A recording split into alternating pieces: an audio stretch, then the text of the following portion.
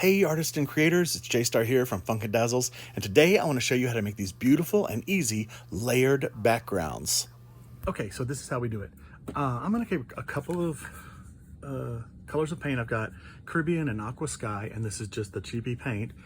And now you don't have to use your roller plate, your gel plate. You can just put it on, I can show you in a second, with a scraper. I'll just show you, but let's try this. So I'm just going to roll it out so it's kind of nice and thin.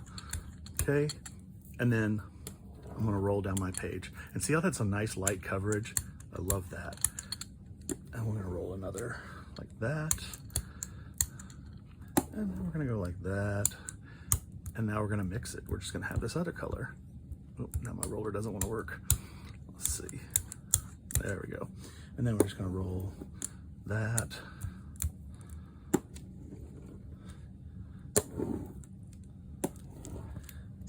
And I'm just going to keep going until it's covered. And this is just cardstock. It's just plain old white cardstock. But I love how when these overlap, you get the richer color, but then you also get a little bit of patterning, a little bit of texture in there. Okay.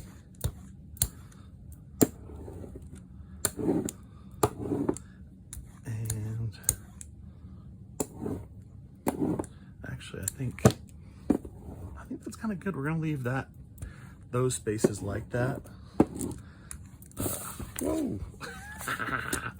Watch out.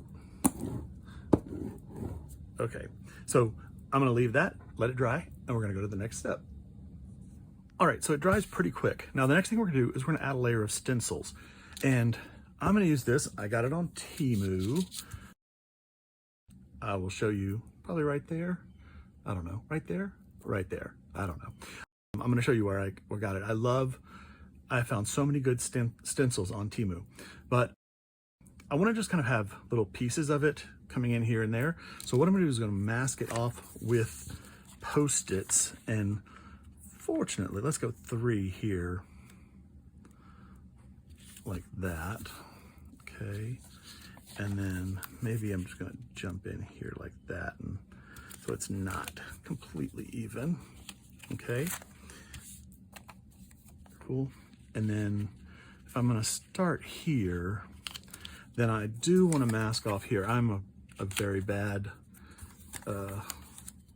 stayer in the liner, so I'm just going to mask off these parts so that I don't get the stampy stuff everywhere. And let's see, I didn't have my thing ready. Now I'm going to use the Tim Holtz Distress Oxide Peacock Feather, and hopefully it'll just be a little more turquoise than what we already have on the paper, okay? So I'm just gonna hold it down pretty tight and just kind of rub it. Oh yeah, I think that's gonna be good. And it's just gonna give you some subtle variation to that background, okay? Oh yeah, and just kind of get it in there. And now that's got that little section. Oh, here we go. Let's just try to lift this up. Okay, so I've got that. Now I'm just gonna turn it, okay, and keep this the same, basically. We're gonna go right here. Actually come in a little bit. Okay. And do the same thing. And we're just gonna keep doing that and kind of cover the page.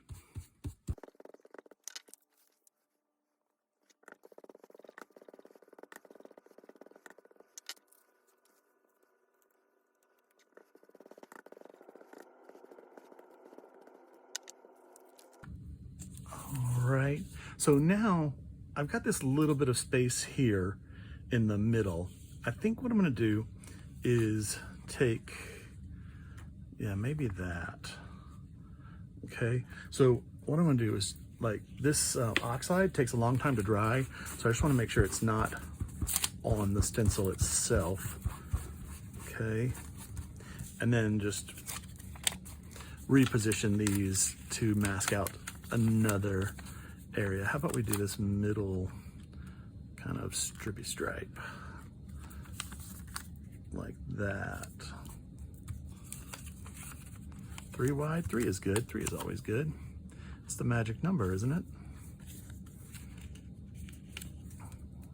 I do like the rule of 3 with colors, and you'll see we're going to be using 3 colors, teal, purple, and orange, and that's it. But it's going to look so great. Black and white don't count, okay? Black and white are neutrals. So let's just put this in the middle, kind of, yeah. That seems fairly good. And this is going to be, there's going to be 3 cards this way and 3 cards that way, so 9 cards. So basically the idea is some of this is going to get in on every artist trading card, okay? But we don't know that, no which, until the end. All right, so we have that one done. We're gonna let that dry. Okay, so that's pretty dry. I rinsed my stencil, etc. Now we're gonna put some circles over it. And I'm gonna use the same piece here. I'm gonna kind of mask off again some of this area. I wanna get some big bubbles in. Is that too many? That's too many. Let's go about right. Yeah. Let's go about right there. Okay. And I'm just gonna follow the line. It's obviously there's no straight lines here. I'm just gonna see what I can mask off with the Post-its. Maybe we leave that little bubble poking out.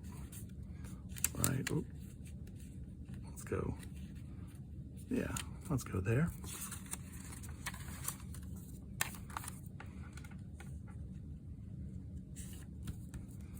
Okay, that'll give us a nice variety of bubbles. And I'm going to basically do the same thing, but I'm going to kind of go in the open spaces. Let's mask this edge off. Is that sticking? It's not sticking because I'm doing it the wrong way. Okay, so there's that.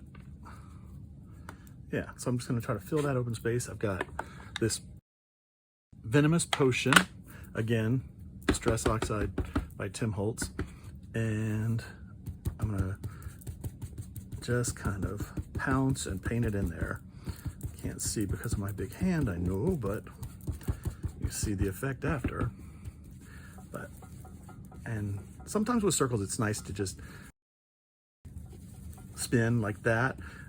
Sometimes these little things will come off, so you just have to get a little bit careful, but my whole table's shaking. Okay. Well, that's got some pretty good coverage, I think. Okay, now let's see where we can move to. Nice. Oh, that looks so good. Oh, that looks so good. Now we're gonna just line up down here, I think. I'll do it this way. I'm better if I'm kind of, I've got long arms. Okay, we're gonna do that. Does the shaking table make you dizzy? I wonder how that looks on camera. So same as before, we're just gonna keep rotating and stenciling. Rotate, stencil, rotate, stencil. Now I'm not going off the edge of this. You can, it doesn't really matter. I mean, I guess once you cut the cards out, you'll have some that get cut in half on at least 2 sides, sometimes 3 sides, depending on where the card lays. So, you know, you just can't think too much about it. You just have to do it. I really like these different sized bubbles, dots, circles. I think they just look really cool. Let's go. You know what? I'm gonna turn this one like this, and this one, we are gonna go off the edge with those circles right there, just to give it a little something different, okay?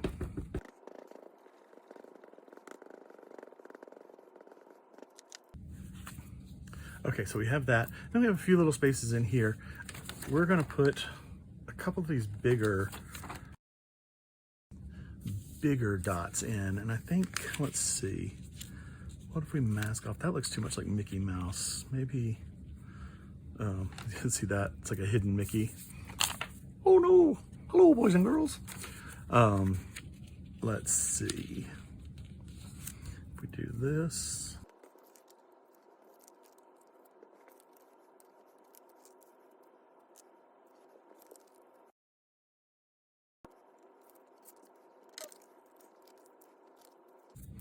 Okay, I don't want to make it too complicated, but I just want to have those 4 circles available to me.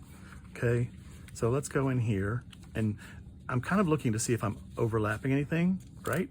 But I'm not. So we're going to add these 4 circles, 4 large circles. Okay,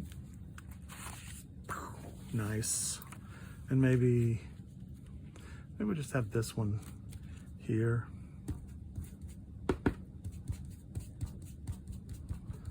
To fill that little space. And let's see, let's turn this around and go here.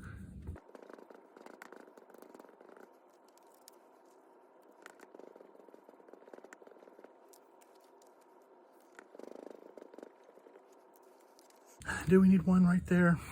I think so.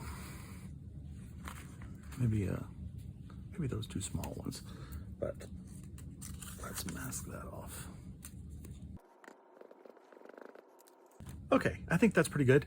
Now we're gonna let that purple dry a second, and then we'll come in with our final layer of the orange.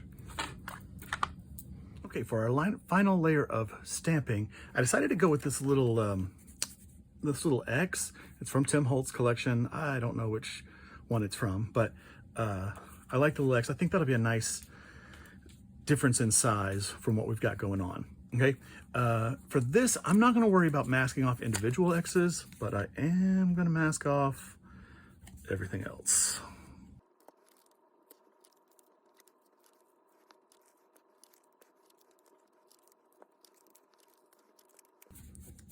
There we go.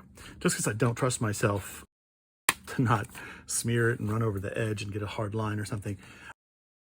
So I'm going to use Tim Holtz Distressed Oxide Spiced Marmalade, okay, which is a nice orange color. And the thing about the oxides is they're ink and pigment, so the pigment floats on top. That's why you get sort of this opaque look, but it's slightly translucent. So the ink sinks in and the pigment stays on top, which is pretty cool.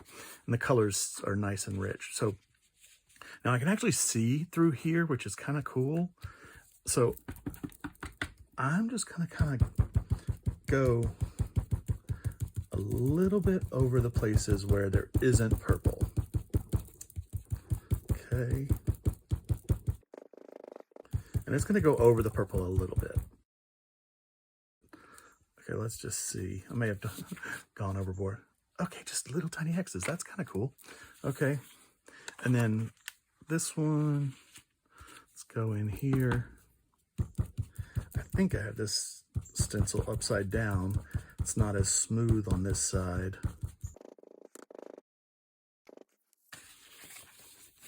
Yeah, I think that's cool. Let's turn that on a little jaunty angle. Maybe we should go around that, like that. Get some X's up in that corner. I mean, there is kind of no wrong way, right? Right for wrong. Okay, let's go down here.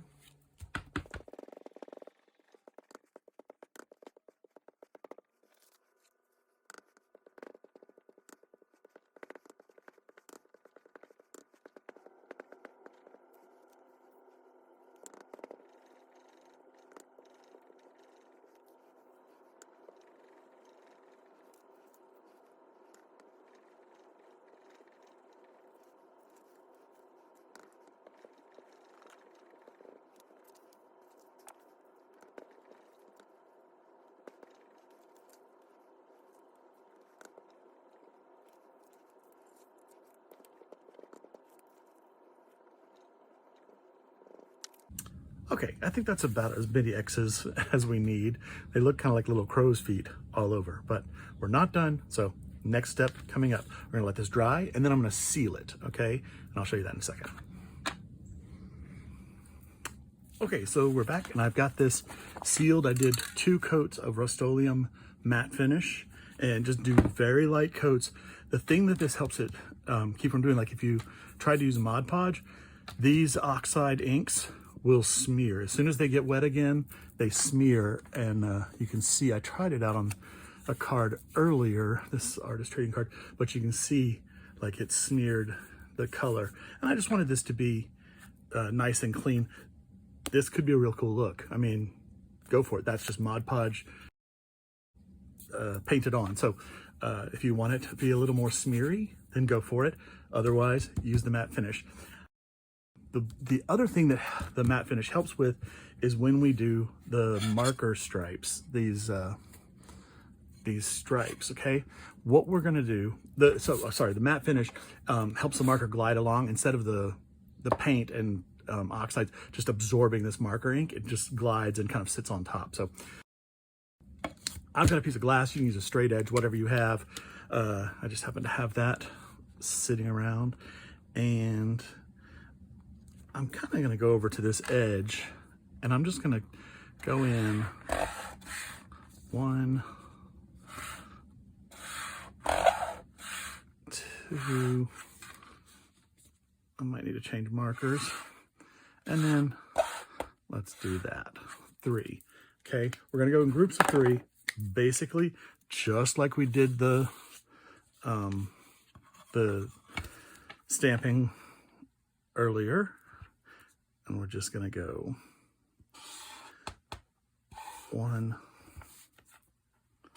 I'm going to go off with that one. Yeah, this marker's nicer. And a little shorter. 3. I'm not going to worry too much about it.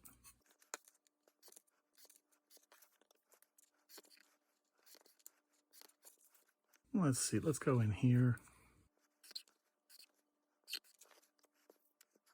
I think I'm gonna leave it here and see what happens, okay? Not gonna overdo it with the lines. Okay, so now we're gonna add some splatters. I have a little bit of water there, and there's no recipe to this at all. I'm gonna squirt some white paint in there, maybe a little more, make kind of bolder splatters. And I'm gonna mix this up. And I've got a stiff bristled, I mean, it's kind of an old paintbrush, but it has very stiff bristles. Yeah, kind of a half and half texture, maybe more milky. Okay, so that's pretty good. Now, you know, I always want to test it. I can't trust myself. So we're gonna move that out of the way. I'm just gonna put this down for a second. Now, I'm gonna get some of this off of here because I want kind of smaller splatters, and I'm gonna tap it against my finger like that. Oop, see, that was big. Gently tap like that, okay? I don't want that, but that's solvable if that happens. And it may very well happen here. Okay, we're gonna put a little bit on, okay? And let's just see, gentle tap. Okay, I kind of love that. And I didn't do anything too, no drops got too big. If they do, just take a paper towel and get it, you know, like down to a point as much as you can. You might even want to put a, I don't have a paintbrush here. Well, you might want to put your paintbrush in there and then just dab off the watered down paint, because there's that sealer on there. You can still get it off and it won't really show, okay? So we're gonna just let that sit for a second, not very long, okay? I'm gonna take 1 second and wash my bowl, this off, and then we're gonna blot this, okay? Okay, so that was maybe, maybe 35 seconds. I'm gonna come in here. I guess I got too many on that one. Pull that off. Okay, I'm just gonna double up some paper towels. Yeah. I think we're ready. I'm always scared at this point. I mean, it looks kind of cool and you could leave it, but I think the white dots are gonna be just a little too bright and too present for what I'm doing with these, making my artist trading cards with butterflies on them. So I'm just gonna push that in there and just pat it gently down and absorb the extra. Yeah, so now I may have taken too much. I don't know. Might have, but I can go back and I can add more. I think I will go back and add more. Okay, bear with me. We're gonna do magic of camera. Okay, so I added a little bit of more splatter. The thing is, like, these are gonna cut up, so when you see it close, it looks, it's more prevalent, you know what I'm saying? So it's okay for those to be small. So that's where we are now. I'm gonna let this dry completely, and then we're gonna mount it to board and cut it apart, okay? Okay, so it's like halfway dry, but I've decided I want my lines, my black lines, to be really crisp. So I'm just gonna go back in and redo them. Now, once we cut them up, I'll show you another trick, but I just think that the black lines need to stand out nice and bold.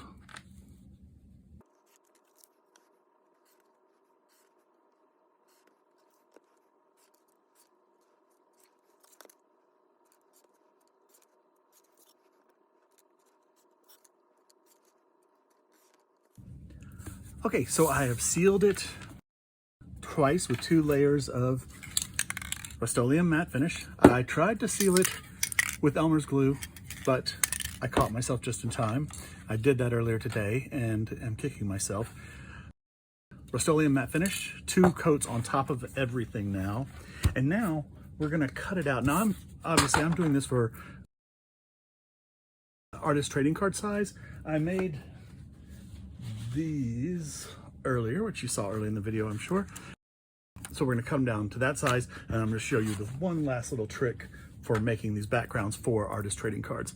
Okay, so for them, you get 2.5 3 times here, and 3.5 3 times here.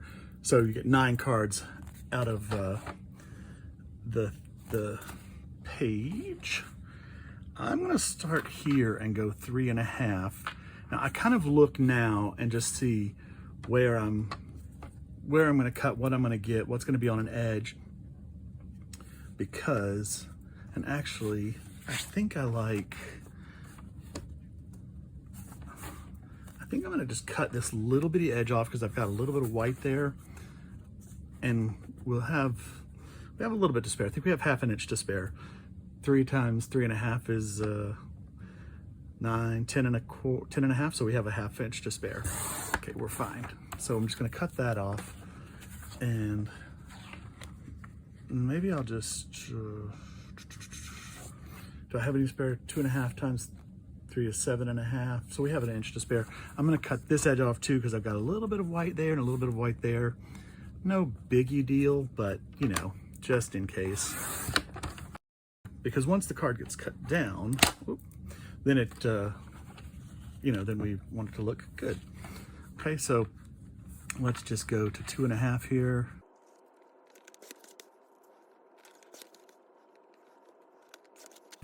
We've got that strip left over. And then just want to look at this.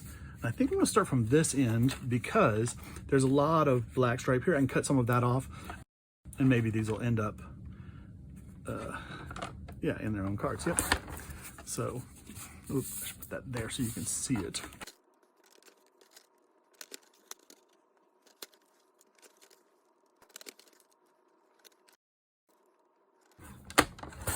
I like that better.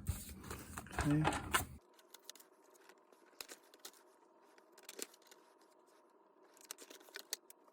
Okay, so now we have our cards. By the way, I didn't show you earlier, I did glue this to a piece of lavender cardstock just to you know, make it stiff enough. I just did it off camera, but I forgot to tell you. So if we look at these, let's just lay them out for a second. Can you see those? Yep. So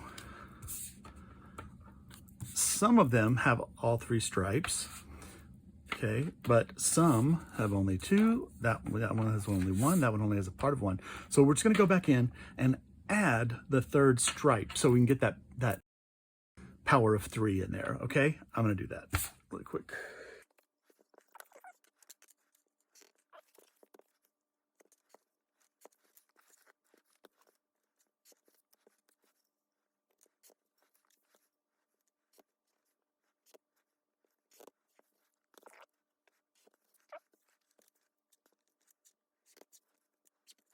All right, so on this last one, I just decided to make that change a little bit. That one was already going a little, you know, diagonal, so I just emphasized those. And now I think we have some pretty interesting cards for backgrounds. And you can still come in and play with them and see which way you like as up. So I think that's up on that one. That. And then for me, I have the butterfly box, and I've chosen some butterflies for this one. I'm just going to show you. This isn't really what the video is about, but I picked out a few butterflies that I thought would be cool on these. Those are little.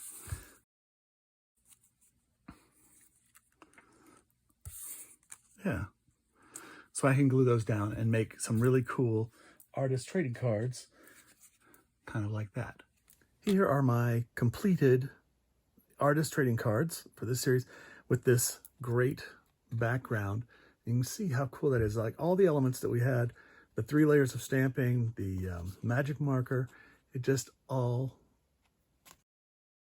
looks cool. Like I love how this one looks like that's the moon and this little mothy butterfly is after it. Same here, that looks like the moon kind of.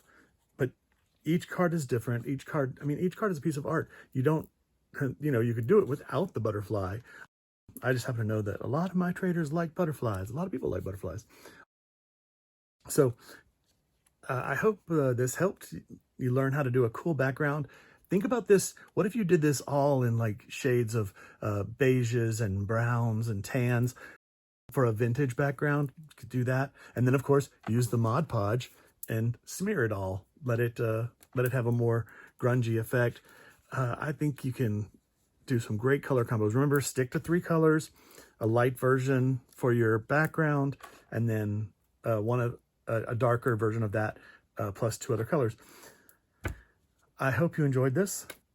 If you trade artist trading cards, if you're an artist, creator, and you'd like to trade with me for one of these butterflies or anything that I have, please email me at funkanddazzles@gmail.com, funkanddazzles@gmail.com, and I would be happy to trade with you. I love to share my art, and I would love to see yours. Please, if you enjoyed this video, like and subscribe and leave me a comment. That helps boost my channel. It's brand new. I'm only like a week old. So please leave me a comment. Let me know what you think. Let me know what you want to see. Is there something that I should be doing that you want to see? Just let me know. Like, subscribe, comment. That would be awesome. Thank you so much. From Funk and Dazzle Studios, this is Jstar saying have a great day and keep creating.